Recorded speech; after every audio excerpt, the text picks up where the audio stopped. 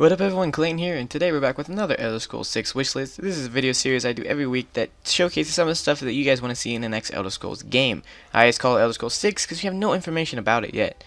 Sometimes I use your guys' ideas, sometimes I use my ideas, but if you want to have your ideas featured in the series, go ahead and leave a comment down below and I'll probably get to you eventually. There's just a lot to go through, so I might not get it in the next week. Anyways, let's go ahead and get started with Will the Horn. He says, here's an idea, let's see some actual unique monsters in the world. There's nothing I hated more than going through the Dawnstar Sanctuary and facing the legendary Yulfric, which is a frost troll. And he's like, only to find out it was just a reskinned frost troll. I want to see some badass creatures scouring the darkest parts of the world and getting to engage in a glorious battle with them. Maybe also a monster hunting quest line, kind of like a Witcher style. So yeah, I think that's a pretty good idea.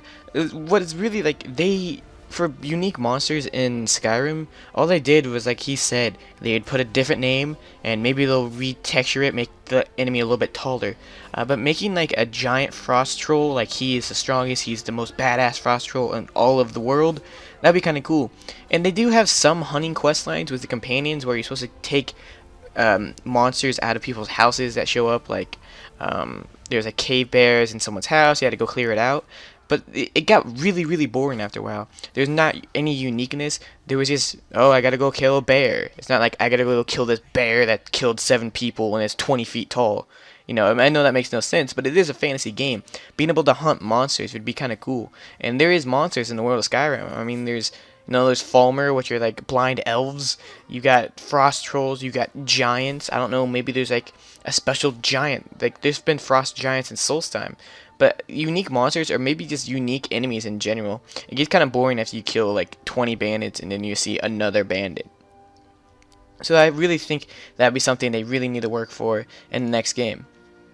Another thing someone said was by SK. He has 2 in this video. He has like a list of like 20 or something like that crazy on one of the videos. So make sure to go check out his comment if you want to read the rest of those. But he says, I have some things I want to see in Elder Scrolls 6. The ability to actually reason with people. Example, with a blade you're forced to kill Parthenax and can't say shit even if you yourself are a Dragonborn. You should be able to deny to kill him and reason with the blades. Yeah, this is something that actually really bothered me when I played through it. I didn't want to betray the blades. Like, I thought the blades were really cool guys, but I also did not want to kill Parthenax. And there's no way around it. You either kill Parthenax or you're not part of the Blades anymore. There's no way to reason with them. There's no way to show them that Parthenas is actually a good guy. He helped me defeat Alduin. There's nothing to say. And like, there's other situations where you need more speech dialogues, but they give you nothing. There's nothing you can do about it. You're forced into a decision that you can't really change. I know this is kind of a decision, either join the Blades or kill Parthenax, but those are both sides you don't really want to do. You don't want to choose either or. And it would make it a lot easier if you could choose something you actually want to happen in the game, not being forced to choose one that you hate or both things that you hate.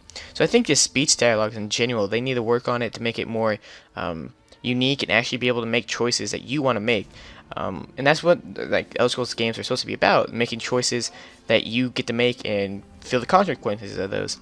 I think that in the next game they'll definitely do this, because in Fallout 4 they have tons and tons and tons of dialogue. So I really think that next Elder Scrolls game has to have these dialogue options to make it so each option is seen and each option can be done, because some people won't want to kill Parthenax, some people don't want to kill the Blades or betray the Blades, and they want to just like be a part of the Blades but also want to be, you know, kind to the Greybeards, because if you kill Parthenax, the Greybeards probably won't be very happy with you. And the next one is still from SK, and he says, make alchemy more interesting. I've played Skyrim for so long now and have not used alchemy in any of my playthroughs. I think this is something really important, not just with alchemy, but make sure in the next Elder Scrolls game that some skill lines are just not worthless. Like for alchemy, you have to spend so much time, and you pretty much have to do either glitches or kind of bugs to get your alchemy up very fast. If you just play the game and like, oh, I'll make a potion here and there, you'll never get that skill line up to 100. You'll never get it up that high. You have to use these glitches to level it up. And I don't think that's right. It's just like with smithing. If you want to get smithing to the highest level, you can't just make your armor and improve it up and up and up as you go up the smithing levels. You have to like make golden jewelry or make 1,000 iron daggers or 1,000 dwemer bows. That's all you get to do. And with all the in Skyrim, some of the skill lines like alchemy, smithing, enchanting, you can't just naturally play the game and level those up. And especially with alchemy, with so many reagents, and some of the reagents you'll make a potion and it won't move your bar at all because it's all about cost. For the potions, if the cost is more, it gives you more experience. If the cost is less, it gives you less experience. I think it should just be based on potions, because you might like only use poisons, and those poisons are pretty weak, but you're so low level, you're not going to be able to get your alchemy up to the point where it's actually useful. So I really think skill lines need to be revamped where you can actually use them naturally in the game and get to 100. Like if I use one-handed throughout the game, I will get to 100 eventually by just playing through the game.